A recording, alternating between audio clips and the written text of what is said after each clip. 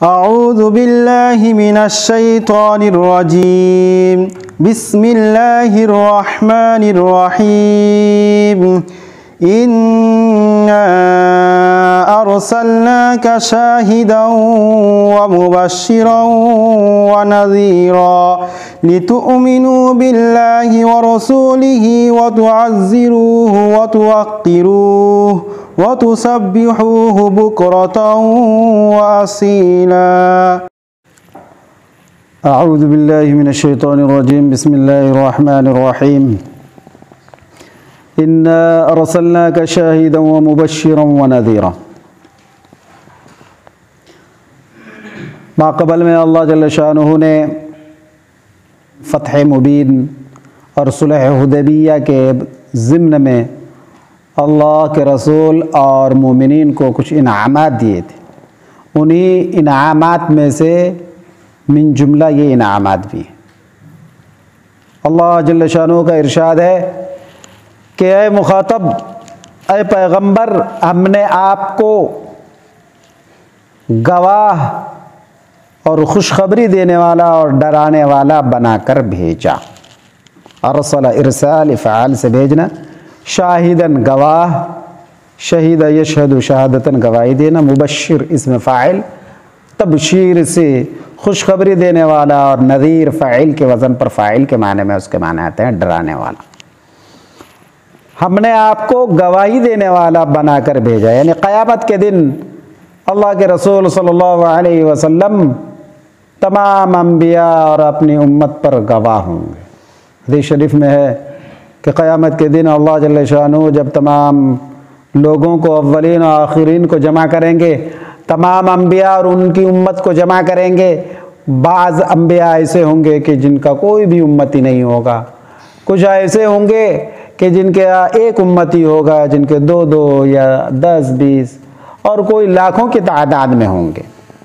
حضرت لوط علیہ السلام آئیں گے، ان کی امت میں صرف 2 ہی افراد ہوں گے، ان کی 2 بیٹیاں. تو اس وقت امتوں سے پوچھا جائے گا کہ کیا تمہارے پاس کوئی نبی نہیں آیا تھا؟ الم یاتکم نذیر؟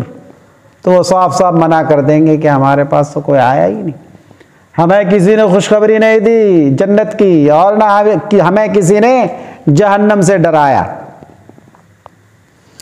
اس وقت ان کے انبیاء لائے جائیں گے، وہ اللہ سے عرض کریں گے الہی ہم نے تو آپ کے تمام پیغامات کو ان تک پہنچا دیا تھا. چنانچہ پھر اس وقت امت محمد صلی اللہ علیہ وسلم کو بلایا جائے گا، اور امت محمدیہ گواہی دے گی کہ ہاں، سابق تمام انبیاء کرام علیہم السلام نے اپنی امت کو اللہ کا پورا پیغام پہنچا دیا تھا.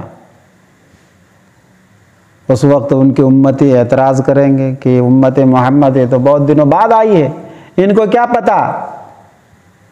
تو اس وقت اللہ جل شانہ تمام انبیاء اور تمام امتوں پر حضرت محمد رسول اللہ صلی اللہ علیہ وسلم کو گواہ بنا کر پیش کریں گے.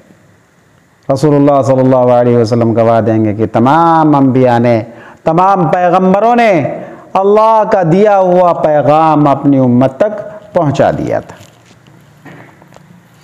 چنانچہ جگہ جگہ رسول اللہ صلی اللہ علیہ وسلم کو شاہد کہا گیا ہے، گواہی دینے والا، جو ماقبل میں سورہ احزاب میں اور دیگر آیتوں میں صاف طور پر موجود ہے کہ جس دن ہم آپ کو گواہ بنا کر قیامت میں حاضر کریں گے.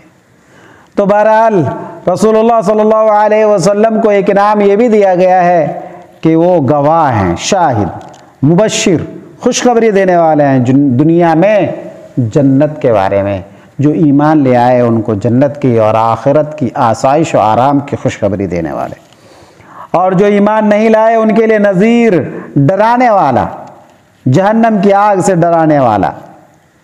آگے اگلا انعام امت کو دیا گیا ہے. اللہ جل شانہ فرماتے ہیں لِتُؤْمِنُوا بِاللَّهِ وَرَسُولِهِ، تاکہ تم اللہ اور اللہ کے رسول پر ایمان لے آؤ. اللہ اور اللہ کے رسول پر ایمان لانا یہ بھی اللہ کا بڑا انعام ہے. کتنے سارے لوگ ہیں جو اس ایمان اور اس بڑے انعام سے محروم رہے. وَتُعَزِّرُوهُ، اور تم اللہ اور اللہ کے رسول کی مدد کرو یا اللہ کی مدد کرو۔ اللہ کی مدد کرنے کا مطلب یہ ہے کہ اللہ کے دین کی مدد کرو۔ وَتُوَقِّرُوهُ، اور اللہ کا احترام اور اللہ کی تعظیم کرو۔ علامہ زمخشری رحمۃ اللہ علیہ فرماتے ہیں کہ تعزروہ ضمیر مفعول، توقروہ ضمیر مفعول، یہ دونوں کے دونوں اللہ کی طرف راجع ہیں۔ اگرچہ بعض مفسرین فرماتے ہیں کہ ہو ضمیر اللہ اور رسول دونوں کی طرف راجع ہے علی سبیل البدلیت، لیکن علامہ زمخشری رحمۃ اللہ علیہ کا قول زیادہ راجح ہے۔ وَتُسَبِّحُوهُ بُكْرَةً وَأَصِيلًا، اس میں جو ضمیر مفعول ہے ہو، یہ بالاتفاق صرف اللہ کی طرف راجع ہے۔ اور تم اللہ کی صبح اور شام کو تسبیح بیان کرو۔ سبح یسبح تسبیح باب تفعیل سے پاکی بیان کرنا، بکرہ صبح کا وقت، با کافرہ کے مادے میں اول اور ابتدا کے معنی اور اس کے مفہوم پائے جاتے ہیں۔ بکر، مبکر، باکورہ، باکرہ اسی سے ہیں۔ اور اصیل کہا جاتا ہے اسفراز شمس، جب آفتاب جو ہے وہ پیلا پڑ جاتا ہے اس وقت کو کہا جاتا ہے، لیکن یہاں مطلقاً شام کا وقت مراد ہے۔ بکرۃ واصیلا، صبح شام۔ اب تسبیح سے مراد یا تو یہ خاص ہے یعنی صرف فرائض مراد ہیں، تو ایسی صورت میں بکرہ سے مراد صبح کی عبادت جیسے فجر کی نماز، اور اصیل سے مراد صبح کی شام کی عبادت یعنی ظہر، عصر، مغرب، عشاء کی، یہ پانچوں نمازیں مراد ہوگی۔